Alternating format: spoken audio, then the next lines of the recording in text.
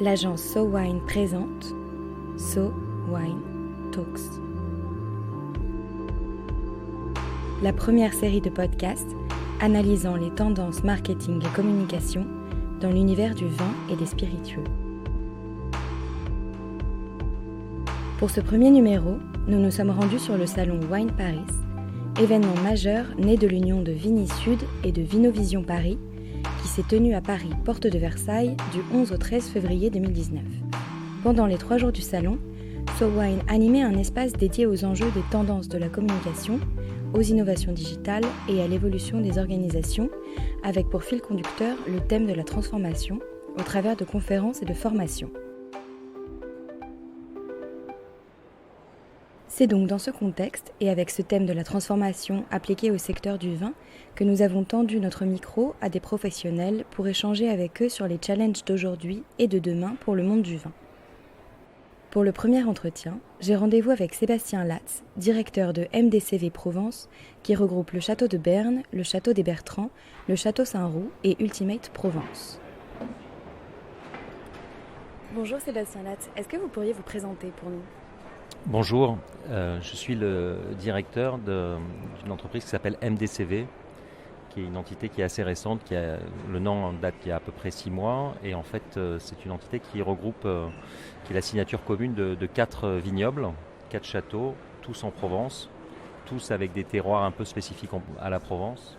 Le plus connu d'entre eux, c'est le château de Berne, qui est situé à Lorgues-Flayosque, qui est un château emblématique en Provence, non seulement par rapport à une bouteille spécifique qui est la bouteille carrée, mais également par rapport à l'offre touristique que l'on y trouve, un hôtel 5 étoiles, un restaurant étoilé, une offre assez complète d'activités touristiques.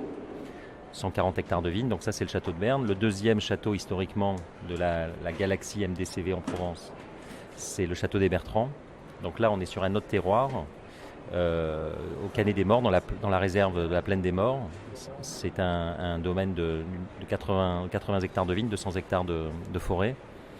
Le troisième, c'est le château Saint-Roux. Là, pour le coup, on est à nouveau sur un autre registre touristique avec une ferme. On fait notre fromage, on ouvre dans 2 mois une boulangerie. Donc, on est sur systématiquement une offre qui complète le vin. Et le quatrième de ces 4 vignobles, c'est l'ex-château d'Élonne, qui est un château emblématique de Provence à la gare Freinet, au pied de Notre-Dame-des-Anges, et que l'on a rebaptisé depuis 2 ans Ultimate Provence, qui ouvre ses portes au grand public d'ici 2 mois, et qui là aussi offre une offre touristique assez ambitieuse, puisqu'il y aura un hôtel de 35 chambres, un restaurant et un certain nombre d'activités connexes. On est ici pour parler des transformations du monde du vin. Quelles seront, selon vous, les grandes transformations du monde du vin dans les prochaines années ? Alors, elles sont en cours et en laissant, moi je ne vais parler que de ce que je connais un peu mieux, c'est-à-dire la tendance sur les rosés, puisque c'est un peu le cœur de l'activité de Provence et la couleur emblématique de Provence. Et je vois 3 phénomènes principaux. Le premier qui est assez impressionnant, c'est la concomitance de la vague rosée qui dépasse malgré ses détracteurs l'effet de mode que certains disaient au début lorsqu'elle a démarré. Et en fait, elle est concomitante à un phénomène, on va dire, mondial, qui est l'explosion des réseaux sociaux. Et c'est un vin instagrammable, c'est-à-dire que c'est très impressionnant l'appropriation non seulement des jeunes, mais même des plus âgés, avec le fait au-delà des selfies, mais de présenter leur choix de vie, en considérant que de la même manière, on mange ce que l'on est, on boit ce que l'on est, donc ça renvoie à l'image avec un certain nombre de valeurs, etc. Et donc on a une stratégie en ce qui nous concerne de discours et d'approches spécifiques sur chaque vignoble, parce que chacun a une identité spécifique, en essayant justement d'arriver à trouver le ton juste dans le cadre de ces réseaux. C'est pas simple parce qu'il faut être à la fois très proactif et en même temps pas être tarte à la crème avec systématiquement une bouteille présentée sur la plage, et donc arriver à sortir des choses quand même qui apportent de la valeur ajoutée, qui racontent une histoire et qui construisent la marque. Le deuxième phénomène, il est lié, on va dire, à la tendance générale d'aller sur des produits plus sains, et donc la vague là pour le coup développement durable, elle est très très forte. En ce qui nous concerne, on a basculé l'ensemble de nos 4 vignobles en agriculture biologique depuis janvier 2018. Donc on participe avec également un plan climat que l'on commence à mettre en place, une certification qualité. Et donc, je parle du cas d'MDCV, mais c'est pour généraliser sur le fait qu'il y a une vraie demande du public à connaître le contenu de ce produit. C'est-à-dire qu'on a, je pense, historiquement pris un peu trop le consommateur pour un idiot et qu'aujourd'hui, il y a un retour de bâton et qu'il attend à ce qu'il y ait des engagements concrets et que ça ne soit pas simplement du greenwashing, comme on dit dans le jargon, mais qu'il y ait un vrai contenu et un vrai projet. Et la troisième tendance, et là aussi on s'inscrit à fond dedans, c'est l'expérience. C'est-à-dire qu'on n'achète plus pour acheter, on n'achète plus pour accumuler, mais on achète pour vivre des expériences. Et là aussi, c'est un peu le cœur du projet de MDCV. C'est-à-dire sur chaque vignoble, on donne la possibilité aux consommateurs non seulement de déguster et d'apprécier le vin, mais aussi de l'apprécier dans le lieu qu'ils le voient naître. Et donc, comme les terroirs, les lieux sont différents, à chaque fois, c'est une expérience spécifique. C'est une tendance lourde et je pense qu'en Provence, on a l'ambition d'être un peu une référence en la matière. C'est-à-dire que s'il y a des domaines qui investissent dans des beaux projets, dans des beaux bâtiments, dans des beaux terroirs, nous, la particularité, c'est qu'on a décidé non seulement d'investir, mais aussi de l'ouvrir au grand public pour en faire profiter et faire en sorte que l'histoire que l'on raconte, elle se vive aussi sur place. Pensez-vous que l'œnotourisme soit une évolution normale, logique du monde du vin ? Pour moi, il y a deux œnotourismes. Il y a l'œnotourisme qui est tout à fait respectable, que moi-même, dans ma famille, un domaine viticole, on le connaît, c'est-à-dire que la visite de cave, la dégustation sur place, qui est le premier pas de l'œnotourisme. Ça, c'est le B à bas, mais c'est quand même c'est la première expérience client lorsqu'il va dans un vignoble. En ce qui nous concerne, je ne situe pas véritablement sur l'œnotourisme, j'appelle ça vraiment du tourisme. C'est-à-dire qu'on donne la possibilité aux consommateurs de venir et encore une fois de rester une heure, une journée, une semaine et de ne pas uniquement être sur un registre du vin mais d'avoir des multi-activités. C'est-à-dire que vous avez des vignobles qui ont des brasseries, qui ont des chocolateries. En ce qui nous concerne à Saint-Roux, on a une fromagerie. Donc on est vraiment dans l'expérience avec évidemment le chai qui est au centre systématiquement du projet, mais on va dire l'hôtel. Sur Berne, par exemple, vous avez un spa. Bon, le spa, il est au milieu des vignes. Donc, en fait, les deux se renvoient et les deux apportent quelque chose à l'autre. Donc, dans la dimension touristique, il y a quelques projets qui existent aujourd'hui en Provence également au-delà des nôtres. Il y en a quelques-uns aussi en Bordeaux. Et c'est vrai que je pense qu'on est malgré tout au b.a-ba. Et le gouvernement, il y a de ça 2 ans, a fait publier un livre blanc sur le développement de l'œnotourisme. Je pense qu'il y a énormément de choses à faire. Et c'est pas facilité par la législation qui est assez contraignante par rapport aux contraintes notamment législatives en matière de développement agricole avec les destinations des bâtiments qui rendent parfois le changement de vocation des bâtiments agricoles compliqué. C'est une législation qui est saine parce qu'il y avait eu de l'abus. Mais aujourd'hui, si on veut développer le tourisme, c'est clair qu'il y a des enjeux à faciliter les investisseurs qui veulent justement développer des choses sur leur domaine. Sébastien Latz parle de ce qu'il connaît, des mutations qu'il observe au quotidien dans le monde du rosé. Un côté instagrammable qui donne de l'importance à l'esthétique de son produit, une évolution logique vers une démarche de production durable, mais surtout d'une expérience client, œnotourisme et produits du terroir. Le vin reste indissociable du terroir qu'il a engendré. Allons maintenant retrouver Édouard Béjot, Master of Wine. Bonjour, alors Édouard Béjot, je m'occupe de la commercialisation des vins de propriété pour la société Gallo pour l'Europe de l'Ouest. Alors la société Gallo est une société californienne qui a été créée en 1933, qui est aujourd'hui le plus gros producteur mondial de vin. Donc nous produisons essentiellement des vins de Californie, mais nous importons également pour le marché américain des vins français, des vins australiens, des vins néo-zélandais et des vins en gros du monde entier. Est-ce que vous pouvez nous raconter quelles sont les tendances de consommation que vous observez aujourd'hui et les évolutions de ces tendances ? Les tendances de consommation sont différentes en fonction des marchés. Moi, je travaille sur des marchés traditionnels, souvent des marchés matures, que sont la France, le Benelux, la Suisse ou l'Angleterre. Et donc, sur ces marchés, on est en train d'observer une tendance pour une consommation beaucoup plus hédoniste. C'est-à-dire que le consommateur recherche du plaisir immédiat. Aujourd'hui, on n'est plus obligé de boire du vin, c'est plus un produit alimentaire comme c'était le cas pour nos grands-parents ou nos arrière-grands-parents. Donc on boit moins, mais on essaye de se faire plaisir plus rapidement et surtout on boit mieux.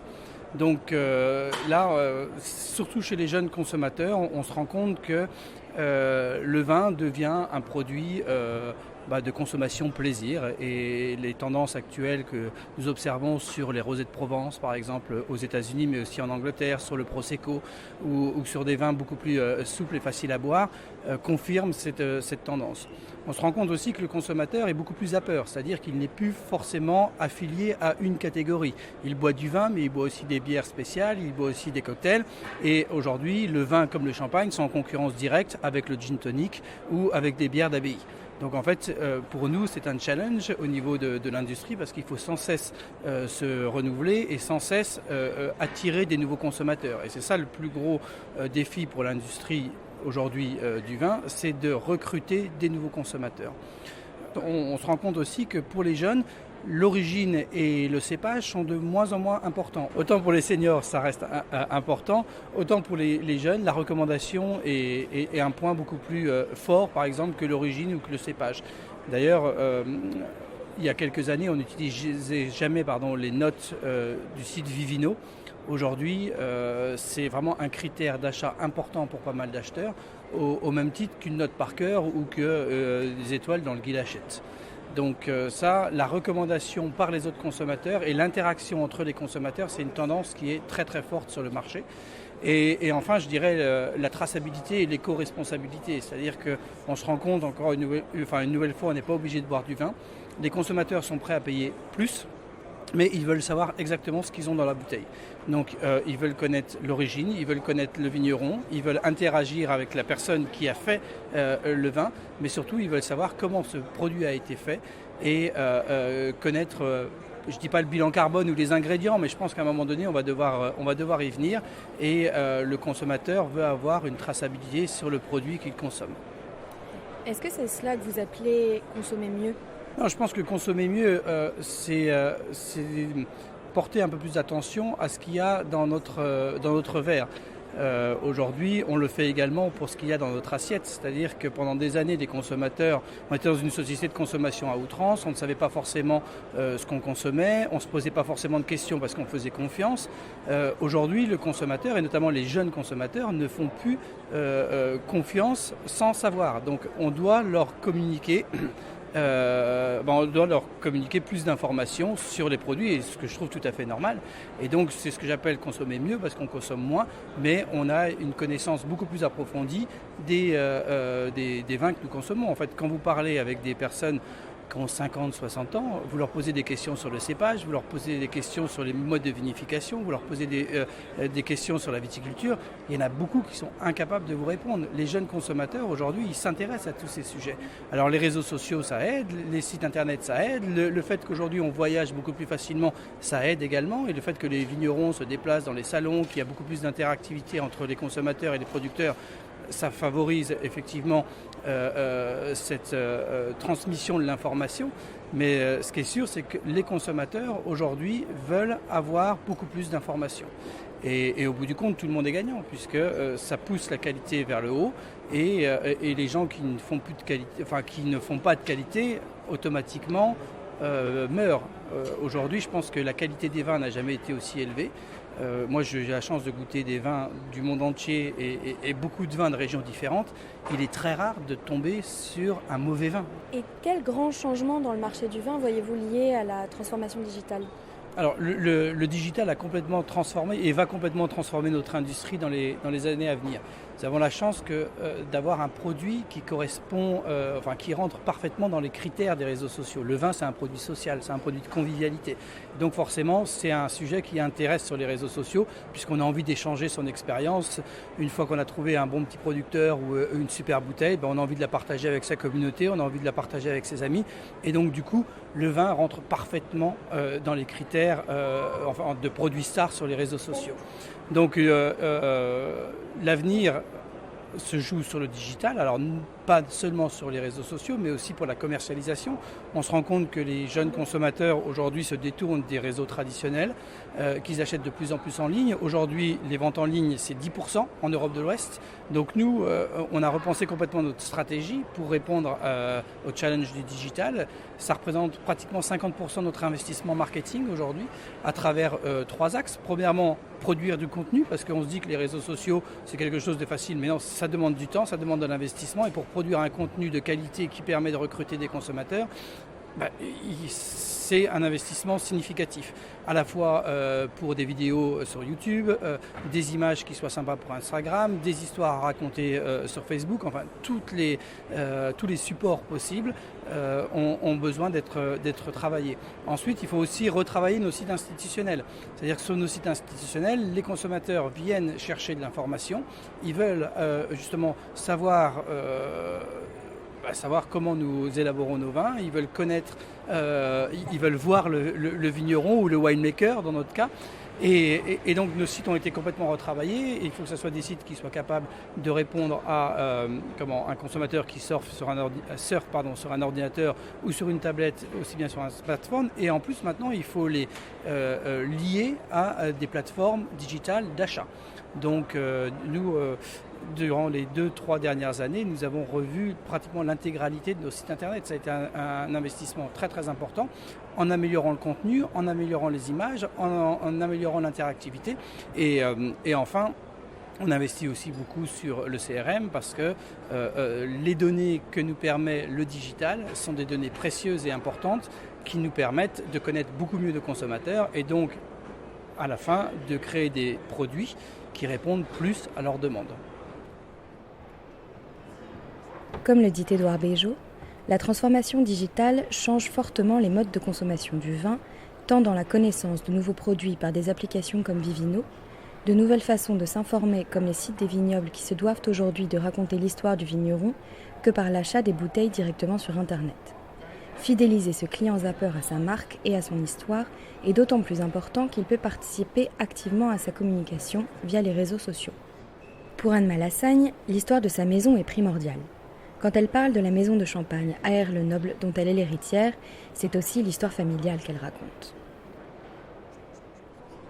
Alors, je m'appelle Anne Malassagne, je m'occupe avec mon frère Antoine Malassagne de la maison de Champagne à Aire-le-Noble depuis 25 ans maintenant, une maison qui a été fondée par mon arrière-grand-père dont on fêtera le centenaire l'année prochaine, en 2020.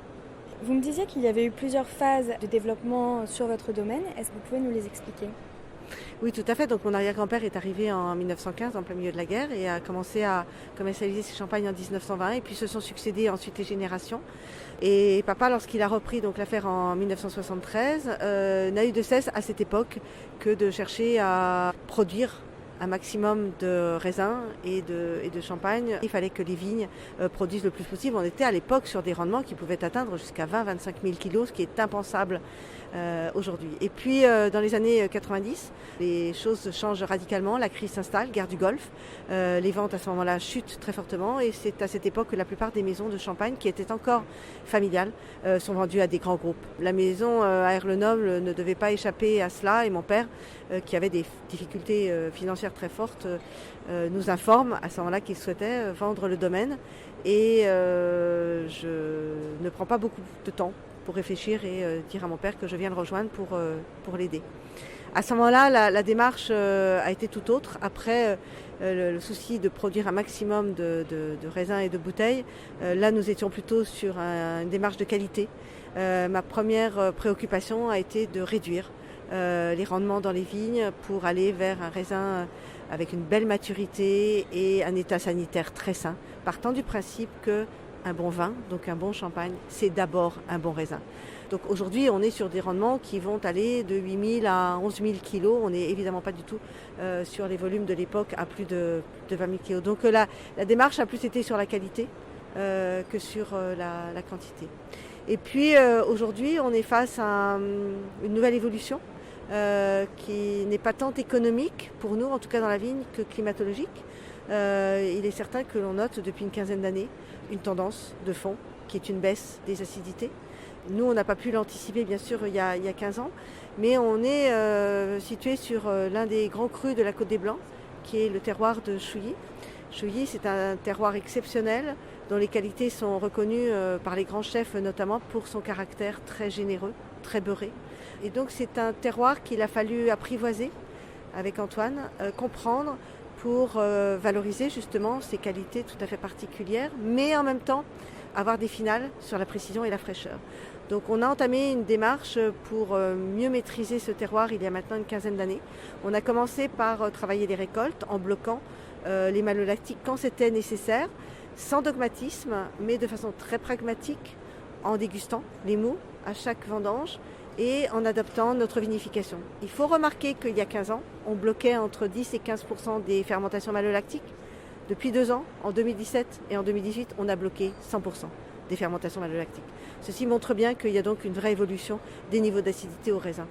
Et pour parler un peu plus des tendances de consommation, est-ce que le champagne change de positionnement pour suivre aussi ces nouvelles tendances ? Alors nous, on ne change pas par rapport à des nouvelles tendances. C'est-à-dire que chez Le Noble, on a toujours fait les choses comme on les ressentait. Et on a complètement rénové nos locaux il y a 1 an.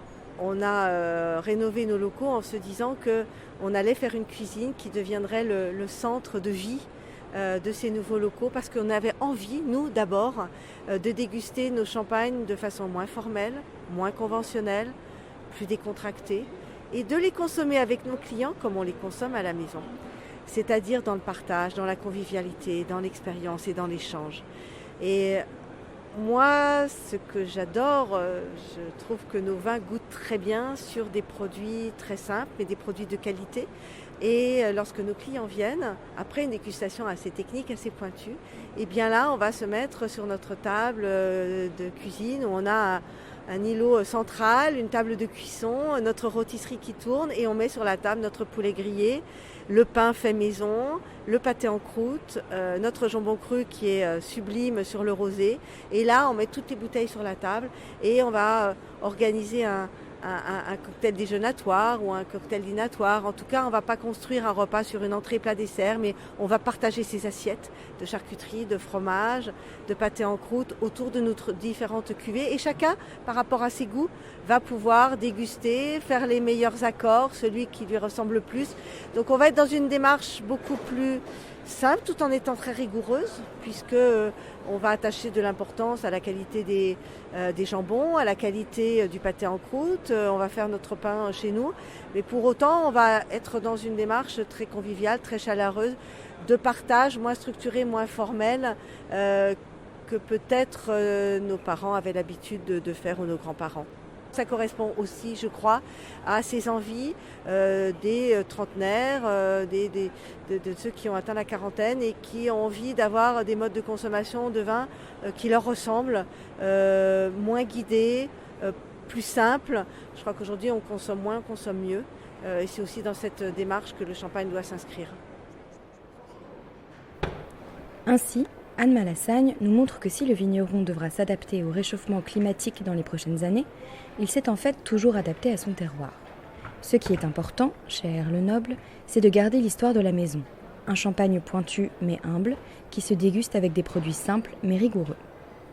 Dans son discours, on sent bien que ce qui compte, au fond, cela reste inévitablement la qualité du produit et le partage dans sa dégustation. Je me tourne maintenant vers Aurélie Bertin, du château Sainte-Roseline, un vignoble du XIVe siècle qui a obtenu la distinction Grand Cru classé. Bonjour Aurélie Bertin, est-ce que vous pouvez vous présenter s'il vous plaît ? Donc Aurélie Bertin, je suis la propriétaire de 2 domaines en Côte-de-Provence, le château des Demoiselles et le château Sainte-Roseline, qui est aussi un cru classé des Côtes-de-Provence. Donc le château Sainte-Roseline, c'est un des plus anciens domaines viticoles de Provence, qui a la double particularité d'être à la fois un cru classé depuis 1955 et un site classé. Nous avons sur le domaine une très belle chapelle qui est classée monument historique depuis 1980. Et nous produisons des vins dans les 3 couleurs, rosé, blanc et rouge, et nous avons 110 hectares de vignes. Donc une des transformations en fait qui commence à émerger et qui va se développer, je pense que c'est la consommation responsable, durable, et qui va, je pense, impacter le monde du vin. Aujourd'hui, le consommateur de plus en plus recherche l'origine des produits qu'il va consommer, et donc va de plus en plus vouloir connaître et savoir nos méthodes culturales, nos modes de vinification. Donc c'est une transformation parce qu'il va falloir que déjà nous soyons, je pense, dans cette industrie tous tournés vers tout ce qui est HVE, haute valeur environnementale, vers tout ce qui est développement durable, et puis peut-être mieux communiquer aussi sur ces aspects de nos méthodes culturales. J'ai vu sur votre site que vous étiez dans une démarche développement durable qui englobait à la fois le social, l'environnemental et l'économique. Est-ce que vous pouvez nous en parler ? Alors nous nous sommes engagés, nous sommes en cours de labellisation dans une démarche vigneron en développement durable, qui s'appelle VDD, qui pour moi est très intéressante parce qu'elle elle intègre les 3 piliers du développement durable. Donc bien évidemment le côté environnemental au niveau du vin, nos pratiques au niveau de la vigne, de la cave, mais aussi au niveau de l'entreprise, les consommations d'eau et d'électricité. Le volet économique, donc avec des indicateurs pour mesurer la performance économique de l'entreprise, et une partie aussi qui me touche beaucoup et qui est très importante, la partie sociale et sociétale, donc tout ce qui est RSE, développement du bien-être au travail, et on sait, les études le prouvent aujourd'hui, que c'est une mouvance et que plus les salariés sont heureux dans leur cadre de travail au quotidien, plus ils sont motivés et performants. Et quels seront selon vous les prochains challenges à relever dans le monde du vin ? Challenge au niveau, j'en parlais auparavant, donc tout le côté environnemental qui va prendre de plus en plus d'impact. Un challenge qui est aussi important, c'est que la consommation, alors je pense plus sur le marché français, va diminuer. Donc les gens vont moins consommer, mais mieux consommer. Donc ça revient un peu aussi à le fait de mieux communiquer sur notre domaine et mieux expliquer la façon dont on travaille et les vins qu'on produit. Et puis je pense qu'aujourd'hui, le consommateur est moins fidèle, parce qu'il consomme moins souvent, donc il est moins fidèle. Donc ça va nous amener à beaucoup plus communiquer pour être toujours présent sur le devant de la scène pour qu'il pense à nous. Après, la chance qu'on a, on est en Provence, on produit du rosé. Et je pense que le rosé, c'est fortement développé en France. Et aujourd'hui, on expose complètement au niveau international, avec des pays qui consomment énormément de rosé, comme les États-Unis ou l'Australie. Et il y a d'autres pays qui vont s'ouvrir dans le monde. Donc pour la Provence, je pense que le challenge des 10 prochaines années, ça va être de se développer à l'international, parce qu'il y a vraiment une forte demande.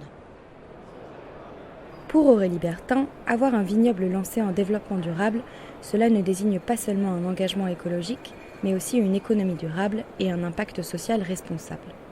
Tout cela participe à ce qu'elle appelle consommer mieux. Consommer un vin d'une qualité toujours meilleure et surtout mieux produit, en accord avec la terre et l'humain. Changeons de région et allons dans le Bordelais rencontrer Thomas Lédis du Château Roques de Calon, au cœur de l'AOC Montagne Saint-Émilion. Je m'appelle Thomas Lédis, je suis le directeur de la marque au Château Roques de Calon, en Montagne Saint-Émilion. Le Château Roques de Calon, il a bientôt 100 ans. On va fêter les 100 ans de la propriété en 2022. C'est une histoire familiale. Ça a commencé avec mon arrière-grand-père, puis mon grand-père, puis mon papa, puis aujourd'hui ma sœur et moi.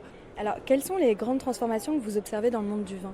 Je pense que les grandes transformations aujourd'hui, elles sont doubles. Il y a une partie chez le producteur, avec toutes les tendances que l'on connaît autour de l'écologie notamment, bien entendu, donc la biodynamie.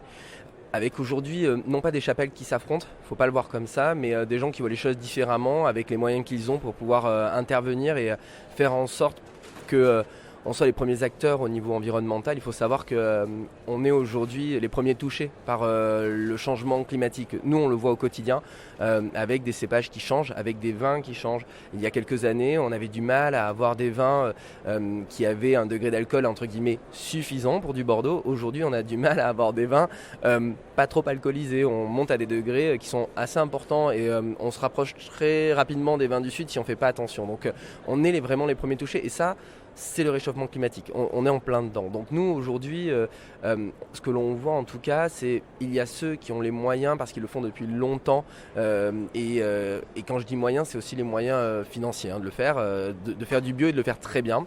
Et parce que le bio, ça implique énormément de choses. Ça implique avec les aléas du temps, parfois on a des récoltes qui sont vraiment moins bonnes. Et puis il faut avoir les moyens de passer ce cap-là parce que c'est des moments qui sont compliqués pour une société, d'avoir moins de vin à vendre in fine.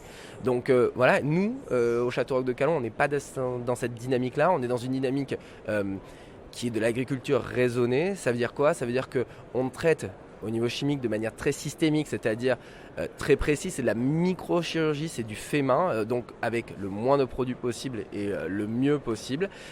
Et derrière, on utilise beaucoup d'argile bio. On fait des tests avec des algues, par exemple, un traitement d'algues. On l'a utilisé pendant 2 ans et demi. Ça a très très bien fonctionné. Tout ça pour essayer en fait d'avoir une approche environnementale la plus intelligente, la plus pertinente par rapport à ce que le marché veut, mais on n'est pas en bio. Et puis ensuite, l'autre point par rapport à l'environnement qui est très important, c'est de prendre soin de ses vignes. La base, elle est là. C'est-à-dire qu'avant de penser de traitement, il faut d'abord prendre soin de son produit, soin de son terroir, soin de ses vignes. Puis après, il y a la partie consommation. La partie consommation, elle est dans l'air du temps, dans l'immédiateté. C'est clair qu'il y a des plateformes qui ont, notamment sur le web, qui ont changé l'approche du consommateur. Aujourd'hui, un consommateur, quand il commande le matin, il a envie d'avoir le soir chez lui le produit qu'il a commandé. C'est comme ça, on n'y peut rien. C'est un côté très confort, on appuie sur un bouton, la carte bleue est déjà enregistrée, ça va très vite. Et c'est dingue, on est livré quand même avant 21h le soir chez soi. Donc ça, c'est un truc un peu dingue. Résultat, le vin est soumis à la même problématique. On a des consommateurs qui, lorsqu'ils goûtent un vin, lorsqu'ils apprécient, ils ont envie de savoir où ils peuvent aller le chercher. Et s'ils ne peuvent pas aller le chercher, ils ont envie de l'avoir assez rapidement. Donc, il y a cette obligation de la part des viticulteurs, de la part du marché du vin, d'avoir cette flexibilité, de pouvoir proposer à notre consommateur de pouvoir accéder à nos vins dans un délai très court, tout en gardant bien entendu à la fois la qualité du produit et aussi la qualité du transport. C'est impossible qu'un consommateur reçoive une bouteille cassée, ça on ne l'admettrait pas. Et de la même manière, c'est pas possible qu'il reçoive une bouteille bouchonnée. En tout cas, c'est pas bon pour nous. Donc, on est dans cette dynamique-là. Voilà, pour moi, il y a les deux grandes tendances, c'est bien entendu l'écologie et ce côté de l'immédiateté de la consommation. Peut-être, comme le dit Thomas Lédis, que le futur du monde du vin se trouve dans une agriculture raisonnée. Soigner ses raisins, soigner son vin et avoir une approche environnementale pertinente avec son terroir et ce que le marché veut. Tout est dans ce raisonnement. Évoluer avec son temps et avec son marché, mais ne pas oublier l'histoire de son produit et de son vignoble. Allons maintenant à la rencontre de Marc Ferté, directeur de l'Union de coopérative Union Champagne, toutes réunies sous la marque Champagne de Saint-Gall.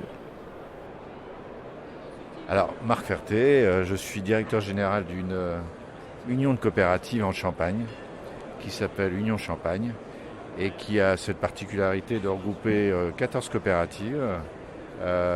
Ces coopératives ont cette qualité d'être essentiellement, voire à 90% dans tout ce qui est grand cru et premier cru de Champagne. Donc des terroirs magnifiques qui nous vaut d'être très attentif à tout ce qui est qualité et valorisation du raisin en Champagne. Donc on a plusieurs métiers. On a celui de servir nos adhérents pour de leur raisin faire le meilleur champagne. Et on a également pour métier d'échanger nos raisins avec le grand négoce pour qu'ils puissent faire la meilleure valorisation possible dans leur grande cuvée. Et quelles sont les grandes transformations que vous observez aujourd'hui dans le monde du champagne ? J'ai un peu de mal d'utiliser le mot transformation. Moi j'aime bien le mot évolution avec plusieurs facteurs qui font qu'effectivement aujourd'hui on peut non pas s'inquiéter mais s'interroger et peut-être s'affoler devant les dispositions qu'on doit prendre. Mais je crois qu'on est dans une évolution qui a à prendre en compte un facteur temps qui s'accélère. Très clairement, on a un consommateur qui est de plus en plus éduqué, qui reste toutefois avide d'apprendre et de connaissances et qui ne se contente plus des messages qu'on peut leur transmettre via des traditionnels vecteurs qui étaient les prescripteurs de nos produits, mais ils ont besoin de connaissances directes et de vérité produit. Et ça, c'est quand même assez fondamental. Et cette vérité produit, ils vont la trouver naturellement à travers tous les nouveaux modes de communication, les réseaux sociaux, tout ce qui est digital. L'autre élément fondamental, c'est cette recherche de vérité qu'a le consommateur du produit.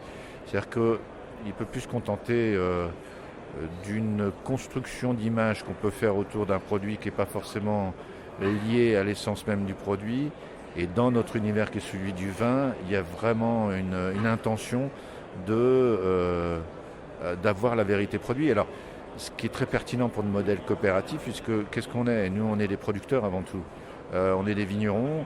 Union Champagne, c'est 2500 vignerons. Et de pouvoir leur proposer d'accéder directement aux consommateurs sans trop d'intermédiaires, ça permet d'apporter justement ce message de vérité au consommateur. Et donc c'est ce sur quoi on travaille et on essaye de construire une relation assez étroite avec ce consommateur.